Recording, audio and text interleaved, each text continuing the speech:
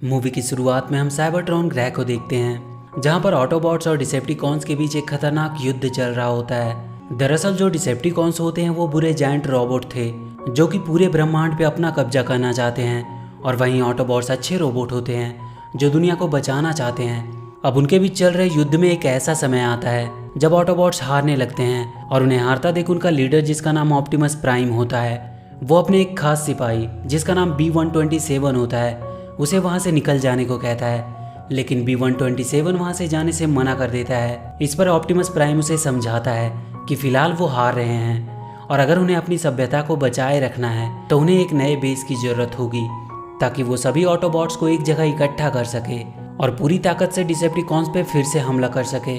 Optimus prime उससे कहता है कि उसे एक नया ग्रह मिला है जिसका नाम अर्थ है, और डिसेप्टिकॉन्स को इस नए ग्रह के बारे में कुछ भी नहीं पता है। वो B-127 को अर्थ पे जाने को कहता है और उनके आने तक उसे उस ग्रह की हिफाजत करने को कहता है। ऑप्टिमस प्राइम की बातें सुनकर B-127 वहाँ से अर्थ की तरफ निकल जाता है, और अगले सीन में हम कर्नल बर्न्स को देखते हैं जो एक अमेरिकन सोल्जर होता है, और वो अपने कुछ साथियों के साथ जंगल में ट्रेनिंग कर रहा था कि तभी वहाँ पर B-127 की क्रैश लैंडिंग होती है और उसकी वजह से उसके आर्मी के कुछ जवान घायल हो जाते हैं। और कर्नल बर्न्स B-127 को अपना दुश्मन समझकर उस पर हमला करने का आदेश दे देता है, और अगले ही पल सारे सोल्जर उस पर गोलियां चलाने लगते हैं। वो किसी तरह से अपनी जान बचाकर वहां से भागने लगता है, और एक समय ऐसा भी आता है जब आर्मी के ऑफिसर उसे चारों तरफ से घेर लेते हैं। लेकिन इससे पहले कि वो B-127 को मारते, वहाँ पर एक डिसेप्टिकॉन आ जाता है और वो आते ही इन सब पर हमला करना शुरू कर देता है। इसके बाद वो डिसेप्टिकॉन और B-127 के बीच वहाँ एक खतरनाक युद्ध होता है, लेकिन B-127 उसके सामने टिक नहीं पा रहा था क्योंकि वो डिसेप्टिकॉन्स बहुत ताकतवर था।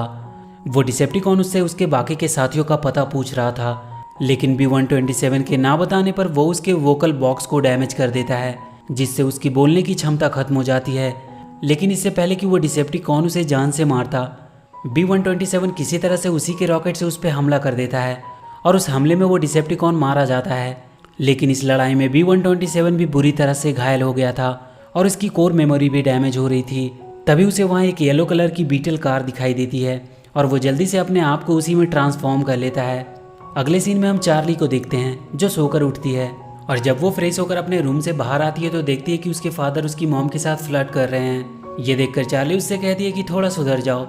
दरअसल ये उसके स्टेप फादर होते हैं क्योंकि चार्ली के रियल डैड की मौत सालों पहले दिल का दौरा पड़ने से हो गई थी, और वो अपने इस नए डैड को बिल्कुल पसंद नहीं करती है। अब अगले दिन चार्ली का बर्थडे होता है, इसलिए वो अपने मॉम से कुछ पैसों की मांग करती है जिससे वो अपने डैड की उस कार को ठीक कर सके जो उनकी इकलौती निशानी उसके पास थी। लेकिन उसकी मॉम उसे पैसे देने से मना कर देती है क्योंकि उनकी आर्थिक हालत कुछ ठीक नहीं थे। इसके बाद चार्ली अपने जॉब पर चली जाती है।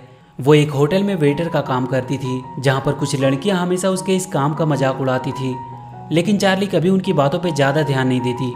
शाम को काम खत्म करके चार्ली अंकल हेंज के गैराज में आती है जहां वो गाड़ियों के पार्ट्स आधे दाम पर खरीदती थी।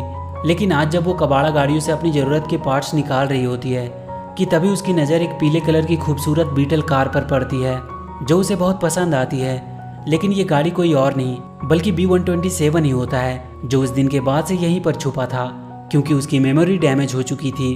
और जब चार्ली उसे स्टार्ट करने की कोशिश करती है तभी उसमें से एक सिग्नल निकलता है जो शनि ग्रह पे ऑटोबॉट्स को ढूंढ रहे 2 डिसेप्टिकॉन्स को मिलता है, और उन्हें B-127 के लोकेशन का पता चल जाता है, और वो वहाँ के एक ऑटोबॉट्स को मारकर B-127 को मारने के लिए पृथ्वी की तरफ निकल पड़ते हैं। अगले सीन में हम चार्ली को देखते हैं जिसका आज बर्थडे होता है, और बर्थडे गिफ्ट के नाम पर उसकी मॉम उसे एक हेलमेट देती है और उसके डैड उसे एक किताब गिफ्ट करते हैं।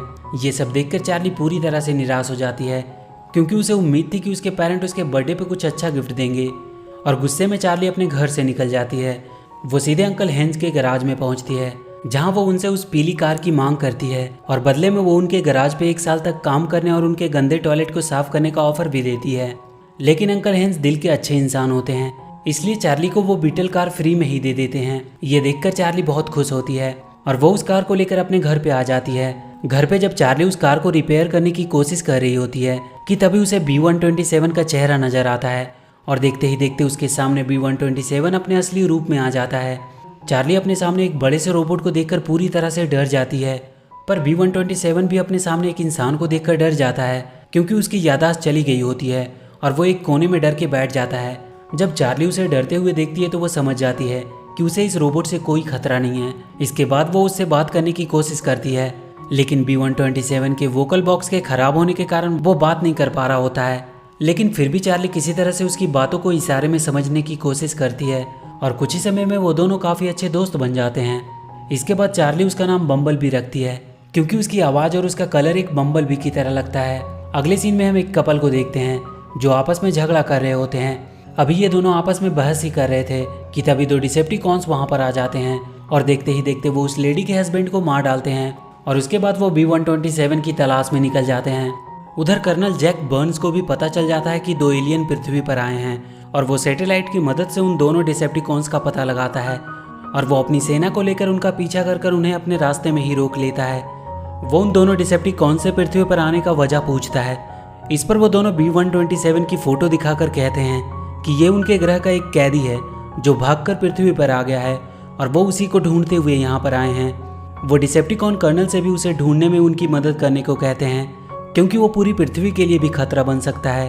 वो दोनों उनसे उनके सैटेलाइट को यूज करने देने को कहते हैं ताकि वो जल्दी से उसे ढूंढ सके, लेकिन कर्नल उनकी बातों को मानने से इनकार कर देता है और उन्हें पृथ्वी से जाने को कहता है। लेकिन कर्नल के बगल में खड़ा एक सीनियर साइंटिस्ट जिसका नाम पॉवेल होता है, वो कर्नल को रोकता है और वो दोनों डिसेप्टिकॉन से कहता है कि ठीक है, पर पहले उसे अपने ऑफिसर से बात करना होगा। दरअसल पॉवेल का मानना होता है कि एलियन के साथ टेक्नोलॉजी का शेयर करने से उन्हें काफ़ी जानकारी मिल सकती है। इसके बाद पॉवेल किसी तरह अपने सारे सीनियर ऑफिसर को मनाने में कामयाब हो जाता है और वो दोनों डिसेप्टिकॉन्स को पूरे सैटेलाइट का एक्सेस दे देता है। इधर चार्ली भी अब लगातार बम्बलबी को रिपेयर और उसे इंसानों से छुपाने के तरीके सिखा रही होती है और एक दिन जब वो बम्बलबी के वोकल बॉक्स को ठीक करने की कोशिश कर रही होती है कि तभी वहाँ एक होलोग्राम मैसेज पॉपअप होता है जिसमें ऑप्टिमस प्राइम बम्बलबी को पृथ्वी पर छुपे रहने की बात कर रहा था। ये मैसेज देखकर बम्बलबी को सारी बातें याद आना शुरू हो जाती है और अगले सीन में हम देखते हैं कि चार्ली बम्बलबी के वोकल बॉक्स की जगह एक रेडियो फिक्स कर रही होती है। लेकिन जब वो ऐसा कर रही होती है कि तभी वहाँ उसका दोस्त मेमो आ जाता है जो चार्ली को कहीं ना कहीं पसंद करता था, लेकिन वो बम्बलबी को देखकर डर जाता है। चार्ली किसी तरह उसे समझाती है और उसे बताती है कि बम्बलबी एक अच्छा एलियन है और वो इसके बारे में किसी को ना बताने की रिक्वेस्ट करती है, जिस पर मेमो मान जाता है। इसके बाद वो दोनों बम्बलबी के साथ घूमने के लिए निकल जाते हैं। रास्ते में ये दोनों खूब मस्ती करते हैं और मस्ती करते हुए ये दोनों एक बीच पर पहुंच जाते हैं जहां पर एक लड़का सभी को अपने साथ डीप जंप करने के लिए चैलेंज कर रहा था, लेकिन कोई भी आगे नहीं आ रहा था। तभी बम्बलबी अपने गेट से चार्ली को धक्का देकर आगे कर देता है, जिससे सबको लगता है कि चार्ली इस चैलेंज को एक्सेप्ट कर रही है और वहाँ खड़े सभी लोग चार्ली के लिए शोर मचाना शुरू कर देते हैं। लेकिन चार्ली इस जंप के लिए मना कर देती है और वो वापस आकर अपनी कार में बैठ जाती है। तभी वहाँ पर वही लड़की आती है जो चार्ली को वेटर का काम करते समय तंग किया करती थी। इसका नाम टीना होता है। वो यहाँ पर भी चार्ली की बहुत बेइज्जती करती है और इसकी गरीबी को लेकर उसका काफ़ी मजाक उड़ाती है। इसके बाद मेमो और चार्ली मिलकर एक प्लान बनाते हैं और वो बम्बलबी को लेकर टीना के घर के बाहर पहुँचते हैं और वो बम्बलबी को अंडे और टॉयलेट पेपर टीना के घर के अंदर फेंकने को कहते हैं। लेकिन बम्बलबी ऐसा तो नहीं कर पाता है, लेकिन वो टीना की कार का कचूमर जरूर बना देता है। अब इससे पहले कि कॉलोनी के लोग इन लोगों को देख ले, ये लोग बम्बलबी को लेकर वहाँ से निकल जाते हैं। लेकिन रास्ते में एक पुलिस वाला इनका पीछा करने लगता है क्योंकि ये लोग बहुत तेज स्पीड से जा रहे थे। लेकिन बम्बलबी अपनी पावर का इस्तेमाल करके पुलिस वाले को चकमा देने में कामयाब हो जाता है और वो उनसे पीछा छुड़ाकर निकल जाते हैं। अब अगले दिन जब चार्ली अपने काम पर जा रही होती है तो वो बम्बलबी को साफ हिदायत देकर जाती है कि वो घर के अंदर ही रहे और जब तक वो वापस ना आ जाए वो कुछ ना करे। लेकिन चार्ली के ऑफिस जाते ही बम्बलबी कार से अपने असली रूप में आ जाता है और वो आसपास की चीज़ों को छूकर समझने की कोशिश करने लगता है। लेकिन इस दौरान अनजाने में ही वो घर की सारी चीज़ों को तोड़ फोड़ देता है और जब वो गलती से अपनी उंगली एक इलेक्ट्रिक स्विच में डालता है तो उसे एक जोर का बिजली का झटका लगता है और साथ ही पूरे शहर में भी शॉर्ट सर्किट हो जाता है, जिसकी वजह से आर्मी वालों को बम्बलबी का लोकेशन के बारे में पता चल जाता है। और इसके बाद दोनों डिसेप्टिकॉन्स और आर्मी के जवान बम्बलबी की तरफ निकल पड़ते हैं। इधर जब मेमो चार्ली के घर में हो रही आवाज़ों को सुनता है तो वो समझ जाता है कि कुछ तो गड़बड़ है और इसके बाद वो चार्ली को फ़ोन करके बुला लेता है और जब ये दोनों घर के अंदर आकर देखते हैं तो पूरी तरह से हैरान हो जाते हैं क्योंकि बम्बलबी ने पूरे घर के सामान को तोड़ फोड़ दिया था। ये देखकर चार्ली बम्बलबी पर बहुत गुस्सा करती है और वो उसे घर से बाहर निकालकर मेमो के साथ चीज़ों को ठीक करने की कोशिश करने लगती है। अब जब ये लोग ऐसा कर ही रहे होते हैं कि तभी चार्ली की मॉम घर आ जाती है और जब वो घर की ऐसी हालत को देखती है तो वो चार्ली को डांटने लगती है और इसी दौरान चार्ली और उसकी मॉम के बीच झगड़ा हो जाता है। इसके बाद चार्ली मेमो को लेकर बम्बलबी के साथ वहाँ से बाहर निकल जाती है। अब जब ये लोग रास्ते में जा ही रहे होते हैं कि तभी कर्नल बर्न्स अपने आर्मी ऑफिसर के साथ इन लोगों को चारों तरफ से घेर लेता है। लेकिन जैसे ही एक ऑफिसर चार्ली को गिरफ्तार करने की कोशिश करता है, बम्बलबी गाड़ी से अपने असली रूप में आ जाता है और इससे पहले कि आर्मी ऑफिसर बम्बलबी को मारते, वो चार्ली को लेकर वहाँ से भाग निकलता है। अब जब बम्बलबी चार्ली को लेकर जा ही रहा होता है कि तभी वहाँ दोनों डिसेप्टिकॉन्स भी आ जाते हैं। वो आते ही बम्बलबी पर हमला कर देते हैं, जिसकी वजह से वो जख्मी हो जाता है। यहाँ पर बम्बलबी उन पर कोई अटैक नहीं कर पा रहा था क्योंकि उसकी याददाश्त चली गई होती है, इसलिए वो बहुत आसानी से हार जाता है। इसके बाद आर्मी बम्बलबी पर इलेक्ट्रिक शॉक से हमला करके उसे कैद कर लेती है और वहीं पे चार्ली भी इलेक्ट्रिक शॉक लगने की वजह से बेहोश हो जाती है। यहाँ पर चार्ली कर्नल और अपने पेरेंट्स को यह बात समझाने की कोशिश करती है कि बम्बलबी एक अच्छा एलियन है, लेकिन कोई भी चार्ली की बात पे विश्वास नहीं करता है। इसके बाद चार्ली खुद रेडी होकर अपने छोटे भाई के साथ मेमो के घर आ जाती है, जहाँ पर टीवी पर न्यूज में इन्हें पता चलता है कि आर्मी ने बम्बलबी को कहाँ रखा है। और इसके बाद चार्ली मेमो के साथ बम्बलबी को बचाने के लिए निकल पड़ती है। उधर हम देखते हैं कि दोनों डिसेप्टिकॉन्स बम्बलबी को बांधकर उसे टॉर्चर कर रहे होते हैं और उससे उसके लीडर ऑप्टिमस प्राइम के बारे में पूछ रहे थे, लेकिन बम्बलबी उन्हें कुछ नहीं बता पा रहा था क्योंकि उसे कुछ याद नहीं होता है। बम्बलबी को चुप देखकर वो उसे बुरी तरह से मारते हैं और अब चार्ली भी मेमो के साथ वहाँ पर पहुँच जाती है और वो छुपकर इन्हें देख रहे होते हैं। इधर जब डिसेप्टिकॉन्स बम्बलबी को एक लात मारता है तो बम्बलबी के अंदर से एक होलोग्राम मैसेज बाहर निकलता है, जिसमें ऑप्टिमस प्राइम बम्बलबी को बताता है कि तुम अर्थ पे जाओगे और कुछ समय बाद वो भी बाकी के ऑटोबॉट्स के साथ वहाँ पर आ जाएगा और जब तक वो नहीं आता उसे पृथ्वी की डिसेप्टिकॉन से रक्षा करनी होगी। ये मैसेज देखकर बम्बलबी को सारी बातें याद आ जाती है।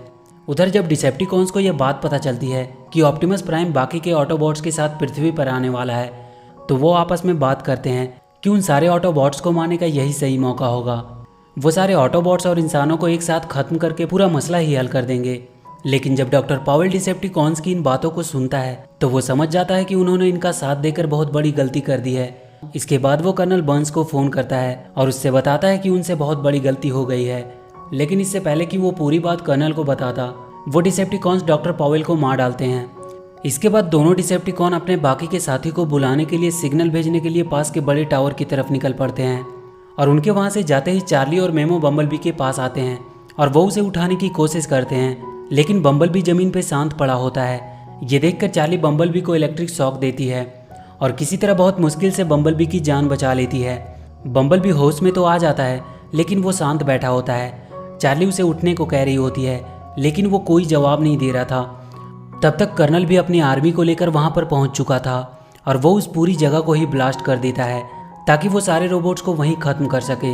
लेकिन इस ब्लास्ट में चार्ली, मेमो और बम्बलबी किसी तरह बाल बाल बच जाते हैं। लेकिन अगले ही पल कर्नल चार्ली को गिरफ्तार कर लेता है और जब बम्बलबी उन्हें ऐसा करने से मना करता है तो आर्मी के जवान उस पर हमला कर देते हैं और उसे गाड़ियों से खींचने लगते हैं। लेकिन अब बम्बलबी की याददाश्त वापस आ चुकी थी, इसलिए देखते ही देखते उसकी आंखें लाल हो जाती है और वो अपने पुराने फॉर्म में वापस आ जाता है और वो आर्मी ऑफिसर्स पर हमला करना शुरू कर देता है, जिससे पूरे आर्मी ग्रुप में भगदड़ मच जाती है और कर्नल अपने जवानों को पीछे हटने को कहता है।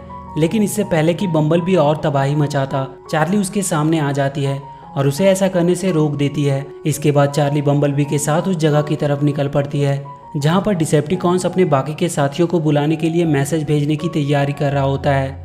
रास्ते में उन्हें आर्मी के जवानों का सामना करना पड़ता है और साथ ही कर्नल भी उन्हें रोकने की पूरी कोशिश कर रहा होता है और चार्ली के फैमिली मेंबर भी उसे बचाने के लिए रास्ते में ही होते हैं। लेकिन किसी तरह बहुत मुश्किल से वो लोग उस जगह पर पहुंच जाते हैं जहां पर दोनों डिसेप्टिकॉन एक बड़े से टावर पर सैटेलाइट की मदद से अपने साथियों को सिग्नल भेजने की तैयारी कर रहे होते हैं। ये देखकर बम्बलबी चार्ली को एक सेफ जगह बंद करके उन्हें रोकने के लिए निकल पड़ता है और वो उस टावर पर अटैक करना शुरू कर देता है। बम्बलबी को देखकर एक डिसेप्टिकॉन उस पर हमला कर देता है और इसके बाद उस डिसेप्टिकॉन और बम्बलबी के बीच एक खतरनाक फाइट होती है। इस लड़ाई के दौरान एक मिसाइल उस कंटेनर पर लगती है जिसके अंदर चार्ली छुपी होती है, लेकिन वो इस हमले से बाल बाल बच जाती है। उधर एक डिसेप्टिकॉन सिग्नल भेजने की प्रक्रिया को पूरा कर रहा होता है कि तभी कर्नल बर्न्स हेलीकॉप्टर से उस पर हमला करने लगता है। उधर बम्बलबी उस डिसेप्टिकॉन से फाइट में हार रहा होता है, लेकिन जब वो डिसेप्टिकॉन्स हेलीकॉप्टर बनकर बम्बलबी पर मिसाइल से अटैक करने की कोशिश करता है कि तभी बम्बलबी एक मोटी सी चेन फेंक कर उसके पंखों में फंसा देता है, जिससे वो पूरी तरह से उस चेन में जकड़ जाता है और बम्बलबी उस चेन को तेजी से खींचकर उसे वहीं खत्म कर देता है। उधर कर्नल एक डिसेप्टिकॉन से अब भी लड़ रहा होता है, लेकिन वो डिसेप्टिकॉन कर्नल की हेलीकॉप्टर पर मिसाइल से हमला कर देता है, जिससे कर्नल का हेलीकॉप्टर क्रैश हो जाता है। लेकिन इससे पहले कि इस क्रैश में कर्नल की जान जाती, बम्बलबी उसे सही सलामत बाहर निकाल लेता है और यहीं पे कर्नल को भी पता चल जाता है कि बम्बलबी एक अच्छा एलियन है। उधर मौका पाकर चार्ली उस डिवाइस को डीएक्टिवेट कर देती है, जिससे डिसेप्टिकॉन सिग्नल भेज रहे होते हैं। वो डिसेप्टिकॉन बम्बलबी को बहुत बुरी तरह से घायल कर देता है। वो उसे पूरी तरह से खत्म करने ही वाला था कि तभी बम्बलबी वहाँ की एक दीवार पर अटैक करके उसे तोड़ देता है, जिसकी वजह से वहाँ बहुत सारा पानी और एक बड़ी सी शिप बम्बलबी और उस डिसेप्टिकॉन से टकराती है। इस टकराव से एक बड़ा सा ब्लास्ट होता है, जिससे वो डिसेप्टिकॉन मारा जाता है और बम्बलबी भी बुरी तरह से घायल हो जाता है और वहीं पानी के नीचे डूब जाता है। ये देखकर चार्ली भी पानी के अंदर कूद जाती है और किसी तरह बड़ी मुश्किल से बम्बलबी को होश में लाने में कामयाब हो जाती है और इस प्रकार बम्बलबी की जान बच जाती है। इसके बाद हम कर्नल को देखते हैं, जो अब समझ चुका था कि बम्बलबी उनके लिए कोई खतरा नहीं है। इसलिए वो चार्ली से कहता है कि इससे पहले कि उसकी बाकी की फौज यहाँ पर आए, वो बम्बलबी को लेकर यहाँ से निकल जाए और इसके बाद चार्ली बम्बलबी को वहाँ से लेकर निकल जाती है। इसके बाद हम चार्ली और बम्बलबी को एक पुल के पास देखते हैं। यहाँ पर बम्बलबी ना चाहते हुए भी चार्ली से अलविदा लेकर वहाँ से निकल जाता है। चार्ली भी अपनी फैमिली के पास वापस आ जाती है और इसी के साथ ये मूवी यहीं पर खत्म हो जाती है। तो वीडियो अगर अच्छी लगी हो तो please do like and share the video and please subscribe to my channel and press that bell icon.